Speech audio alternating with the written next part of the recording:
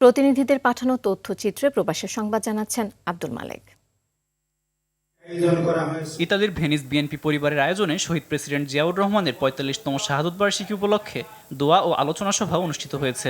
Venice বিএনপির সাবেক সভাপতি আব্দুল আজিজ সেলিমের সভাপতিত্ব ও সাবেক সাধারণ সম্পাদক শমশের আলী কবির পলাশের পরিচালনায় শুভেচ্ছা বক্তব্য রাখে বাশার সর্দার, ফারুক শেখ, হাবিব শিকদার, যুবরাজ দেওয়ান, জলিল শেখ, আনোয়ার হোসেন, ইব্রাহিম সর্দার, রফিকুজ্জামান ঠাকুর, পলাশ রহমান, মিথুন মাঝি সহ অনেকেই। অনুষ্ঠান শেষে শহীদ জিয়া ও বেগম খালেদা জিয়ার আত্মার মাগফিরাত কামনা করে বিশেষ মোনাজাত করা হয়।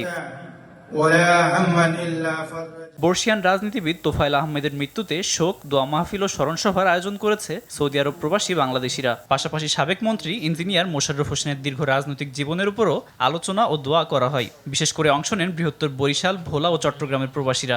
দোয়া মাহফিলে সভাপতিত্ব করে ইসমাইল হোসেন, সঞ্চালনা করেন আতাউর রহমান ভুইয়া। অন্যান্যদের মধ্যে আরও উপস্থিত ছিলেন আয়েজিউল্লাহ মিয়া, ইউসুফ খান ফরাইজি, শারতাজুল আলম দীপু, দেলোয়ার হোসেন, এনাম কারি, আলামিন সহ অনেকে।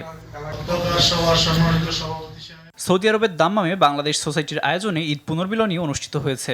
অনুষ্ঠানটিতে অংশ নেন প্রায় ২,০০০ প্রবাসী বাংলাদেশি। অনুষ্ঠানে বক্তব্য রাখেন শহীদুল ইসলাম পাটোয়ারি, শওকত কামাল, আমিনুল ইসলাম, মনিরুজ্জামান, কাশেম মাহমুদ, ফখরুল শাহাদুত আজিজ, বাবুল হুদা, লতিফ মিজি, ফারুক হোসেন মোল্লা সহ আল জুবাইল, দাম্মাম ও খোরাবে বসবাসরত প্রবাসীরা।